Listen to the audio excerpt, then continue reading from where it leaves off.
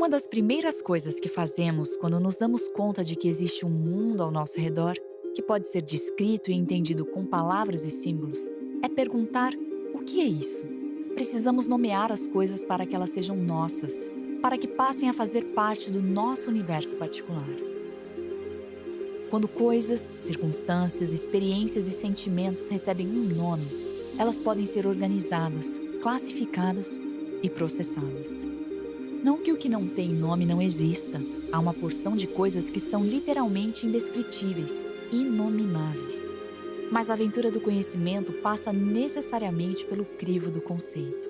O conceito é uma ideia que se tem a respeito de algo, e não raro a ideia equivocada sobre algo ou alguma coisa distorce, deturpa e entorpece a nossa noção a seu respeito. E se porventura o nome matemática ou a ideia que o som dessa palavra desperta em você acorda um sentimento estranho, confuso, que te dá vontade de correr, talvez seja o momento de calibrar a atenção e repensar seu sentido através desse esboço de seu conceito.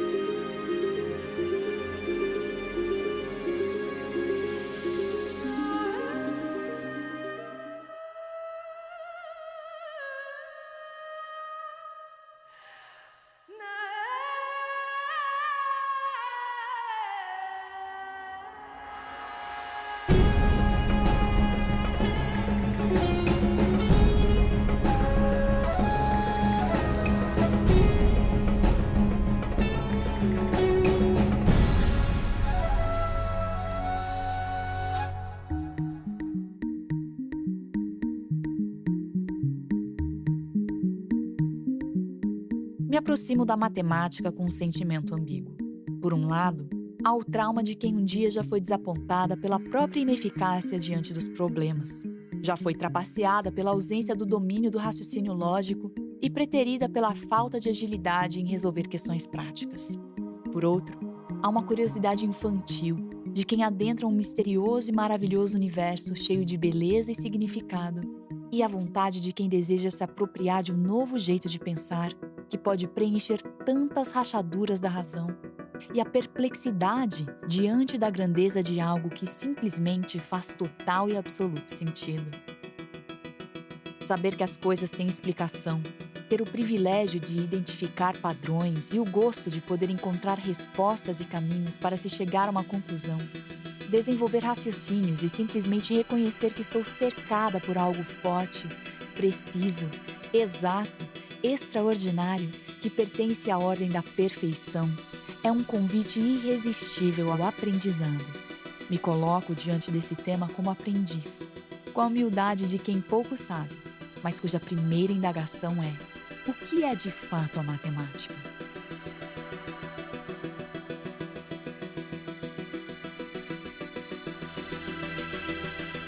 What is mathematics?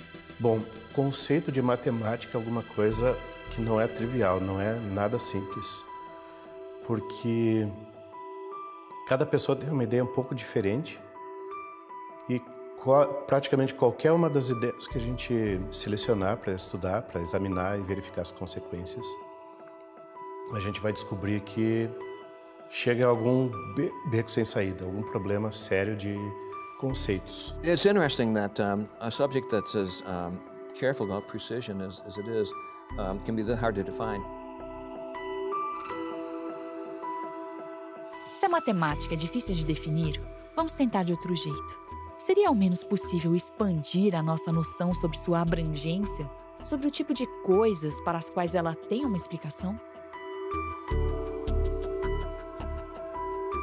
Well, math is about explaining how things work. And in order to understand how things work, you have to say, why is this going on? Why is that going on? Why? And you seek deeper and deeper explanations, just like when children want to know more all the time. Children are so wonderfully curious. Unfortunately, we kind of squash the curiosity out of them. And by the time people are adults, mostly they've squashed all that curiosity out of them, and you have responsibilities as an adult, and especially if you're struggling and you don't have a lot of leisure time, or you have to work very hard in order to earn enough money, those kinds of things don't allow you to stop and go, why? Why did this happen? Why did that happen? But that's where math comes from. So a lot of times we think of mathematics as simply being about numbers, about formulas, but it's so much more. It's about finding patterns and relationships between things and between ideas.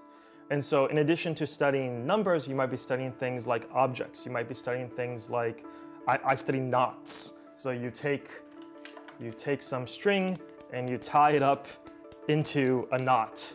And you might wonder, what is a mathematician doing thinking about knots? You know, that's not a number. But it turns out that mathematics is a powerful tool, a way of thinking that enables you to find structures and patterns and think about the various properties as you transform a knot of what's going on inside of it.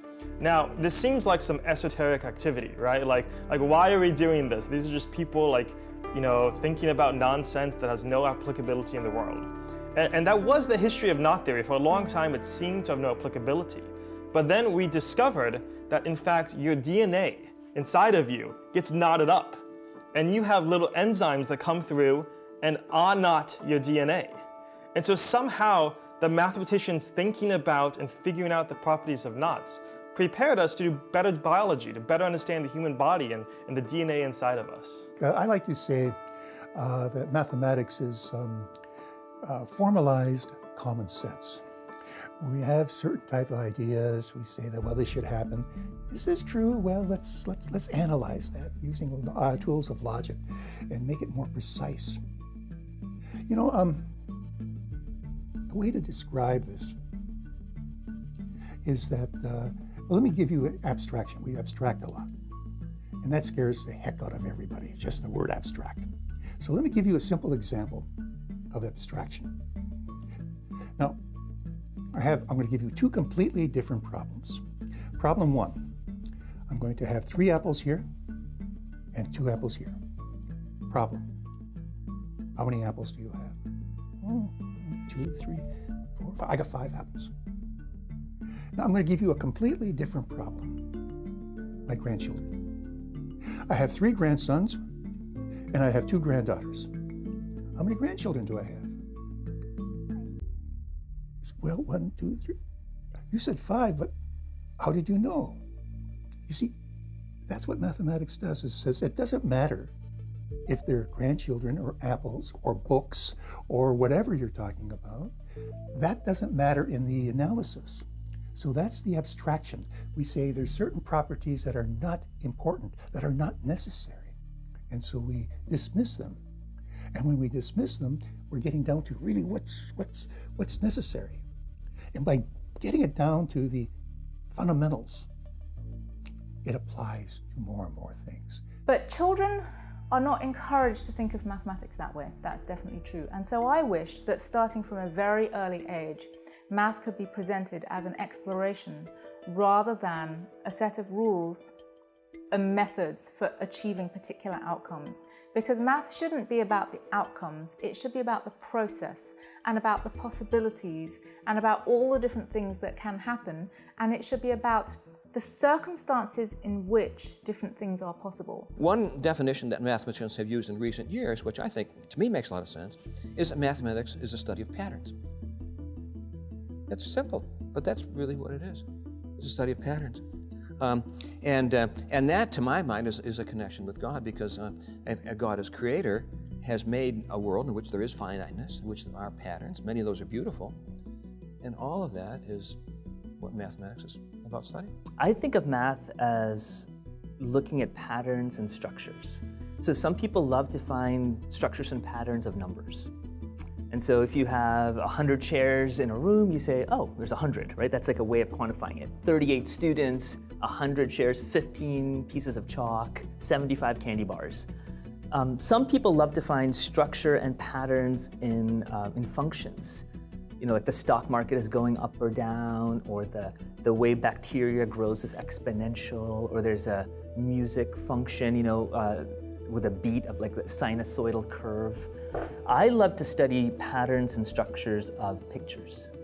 And so math is just a goal of just studying patterns and structures of things. And you could do it numerically, you could do it algorithmically, you can do it algebraically, and I like to do it geometrically. Mathematics is, in some sense, a sort of a language, if you like.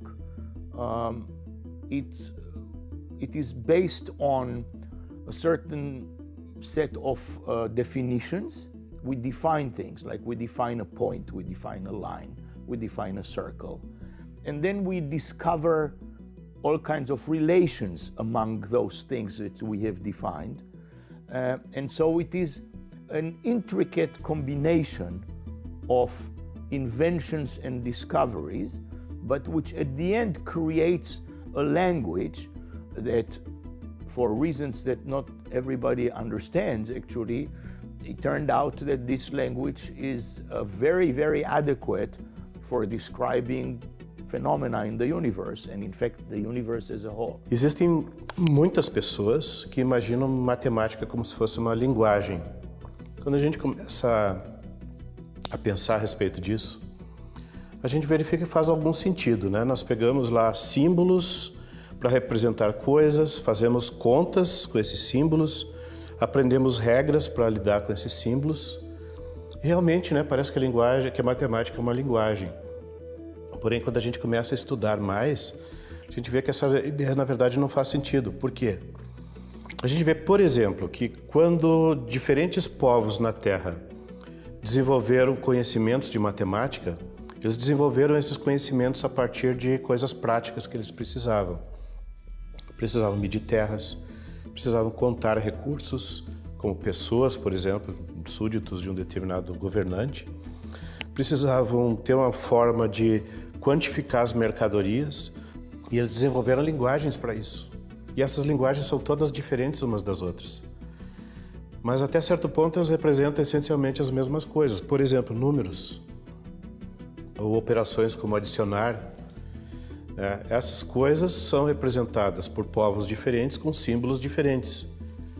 Ora, quando a gente tem um sistema diferente de representação com símbolos diferentes, a gente tem uma linguagem diferente. E agora, qual dessas linguagens é a matemática?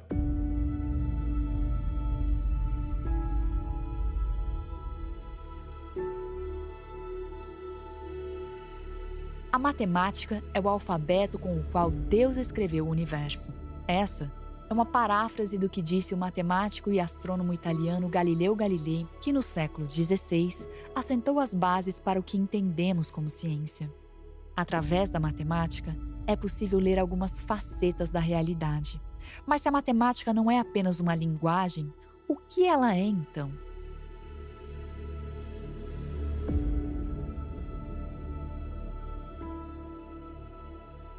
A humanidade foi descobrindo aos poucos, pela experiência com matemática, que tipo de coisa ela é. Quando chegou em Roger Bacon, por exemplo, já no século XIII, ele entendia a matemática como sendo a estrutura da realidade. Isso era matemática para ele. Então, ele considerava a matemática como sendo a própria estrutura da realidade. Na verdade, se a gente vai ser rigoroso, a gente chega à conclusão de que matemática não é definível. Não é possível definir matemática. Por que isso? Porque ela é fundamental demais. Ela simplesmente vai nos dar os recursos para definir coisas em geral, mas ela mesma não tem como ser definida.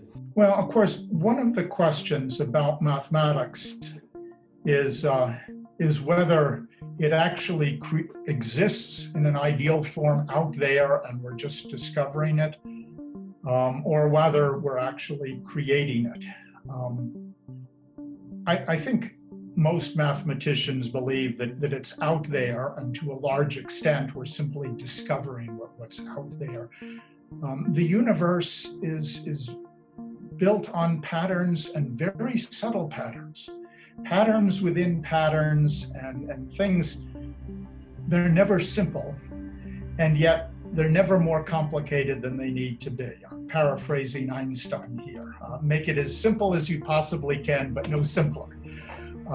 And that's the essence of mathematics.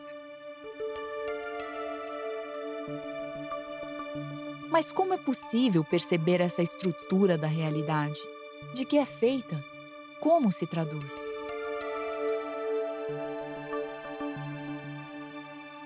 Há muita coisa que acontece à nossa volta que a gente consegue descrever usando números ou outros conceitos.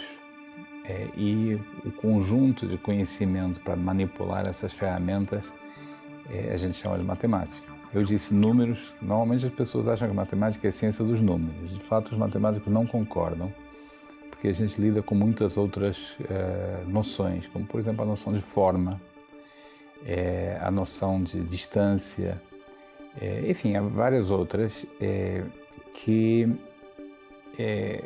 nem todas podem ser reduzidas a números e cada uma delas é tratada pela matemática. Você já deve ter visto crianças e adultos brincando com o cubo mágico. O cubo mágico é matemática pura. A noção que está por trás não é número, é grupo. É outro conceito que dá origem à álgebra, a noção de forma e distância dá origem à geometria, à topologia. Tudo isso são várias noções que que o ser humano, a humanidade desenvolveu como ferramentas para entender o que está acontecendo à nossa volta, porque usando essas ideias você consegue não só entender, como descrever e até prever o que vai, como acontece.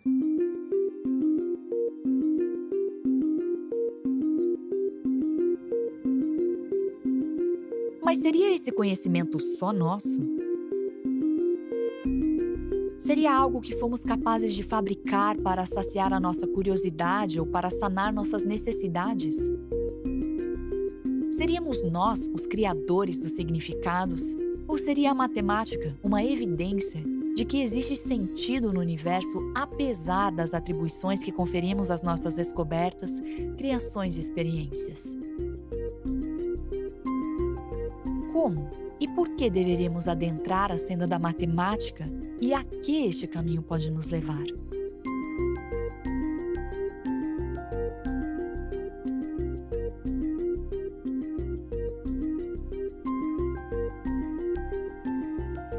The way everyone in the world, I think, gets involved with the need, the desire, the fundamental longing for meaning.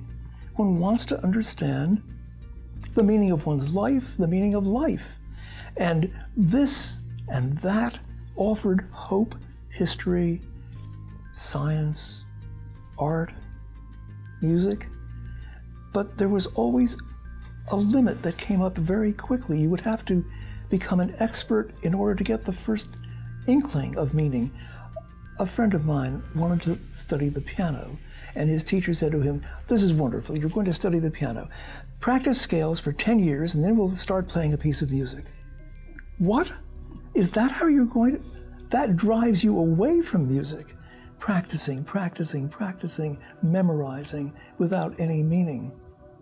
Instead, mathematics offers instant access to the deepest, the endlessly deep meaning of things.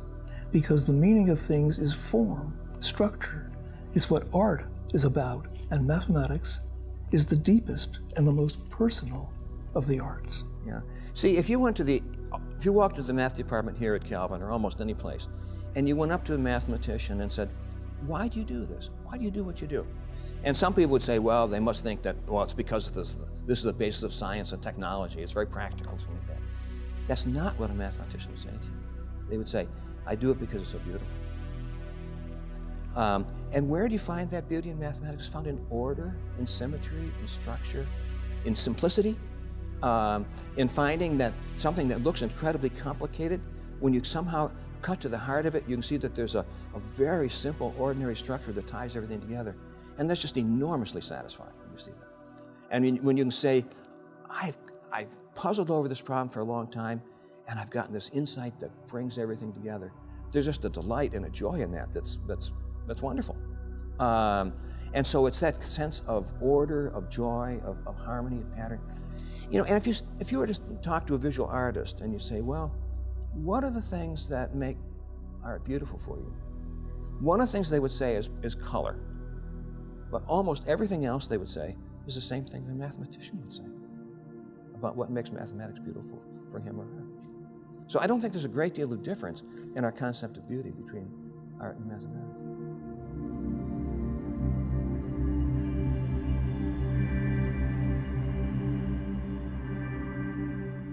Mas a serviço de quê estaria toda essa beleza, essa precisão, esse universo de significado? Para que tudo isso? que torna a matemática confiável e por que ela funciona?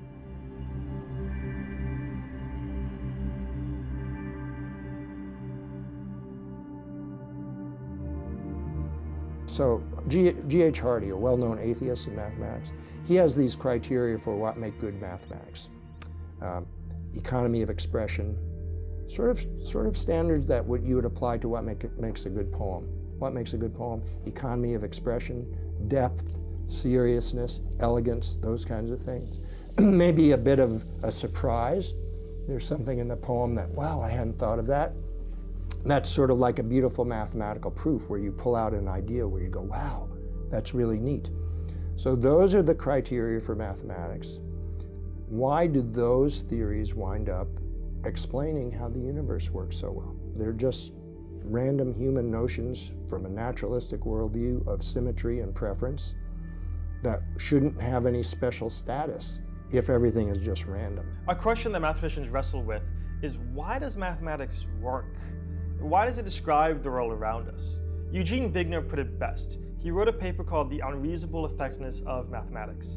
And in it, he said that mathematics is like a miracle. He uses this language, it's miraculous, on a number of different levels. The first is that we do mathematics and we don't run into contradiction. You know, if the human brain is just the result of some unguided process of natural selection, it doesn't make sense why we should trust the brain to be able to reason and do mathematics. If we're just made to survive, then how are we able to know truth, right? If the process that brought us here was just about making creatures that could reproduce, well then why are we able to think these incredible mathematics and bring together these different lines of thought without them running into contradiction? And so one of the questions Wigner asked is why are we even able to do mathematics? Why are we able to access and reason in this deep way? But then Wigner went on to ask, and he says, but then why is it that mathematics we create is useful to describe the world around us? In particular, he noted that in recent history, mathematicians don't try to describe the world. Mathematicians are in their offices, in the basement, working on their blackboards, doing their mathematics, and they're not thinking about physics, they're just thinking about the math. They're saying, this looks beautiful, I'm going to pursue this idea, this is elegant, this seems to be true. But then, once they develop the mathematics, generations later, it turns out that's the very mathematics needed to describe the world around us. A beautiful example is the mathematics of the vibrating string, and being able to understand the overtones, and then, okay, so we understand overtones. But then to discover that understanding how overtones are created actually gives us insight into other physical phenomena. That was the great surprise of the 19th century. And it has something to do with the fact that the universe makes more sense, has more pattern to it than we can ever imagine, and yet these are very subtle patterns. When I look at my own mathematics, and I look at the mathematics of the people that I know, there's a lot of creation involved in that. We create the tools that we use to study these patterns. We create the procedures that we're going to use. Those are human-made. What's often surprising is how effective they can be, given that they're human-made. But we never fully understand the real essence of the patterns that are out there. But we're constantly playing at trying to get at them, and we create the mathematical structures that we use to try to understand those patterns. We never fully grasp them, but often we grasp them well enough to be able to use these insights. How can you explain the effectiveness of mathematics? There's a Christian view of that I'm very much drawn to, and it's sort of a view that C.S. Lewis had when he said in Miracles, the disorderly or complex world which we cannot believe in is the same disorderly or complex world that God refused to create. So you talk to any scientist and ask what drives your thinking. Brian Greene, for instance, I don't know what his religious views are, but he's the author of the book called The Elegant Universe. And he says that physical theories use symmetry as their basis for being created. In other words, they use symmetry as the basis for an effective explanation. So unpacking that, if you have two competing mathematical theories to explain something, the simplest, the most elegant one will be the one that mathematicians go with. And why is it then that those kind of things wind up explaining how the universe works? There's a philosopher named Mark Steiner. Last I knew, he's at Hebrew University in Israel. He got his PhD at Harvard and wrote a book called The Applicability of Mathematics as a Philosophical Problem. And in that he says, look, if you think that humans evolved with a blind chance model of evolution, it's just time plus chance with no oversight of an intelligent being, then why is it that humans would have a privileged status in the universe to the extent that their ideas of beauty and symmetry wind up explaining how the universe works? And he says it makes it look like the universe was created with us in mind, fine-tuned for us. Because if we're just sort of a random happenstance, why would we have any special privilege? Why would our notions of beauty and symmetry help explain how the universe works? Well, Lewis's comment, I think, is relevant here. The disorderly or complex world that we cannot believe in is the same disorderly or complex world that God refused to create. So this idea that we're created in God's image, have a rational capacity reflective of His, and His intent is that we were created to know and enjoy His creation and enjoy Him. I think that explains why mathematics works. You can, of course, come up with naturalistic explanations, and I'm not ruling those out, and people who are atheists might have a well worked out worldview on that. But for me, it's just much more satisfying. It creates a better, it helps me to see things whole, if you will. It gives a better perspective of, yes, this seems to fit very, very well.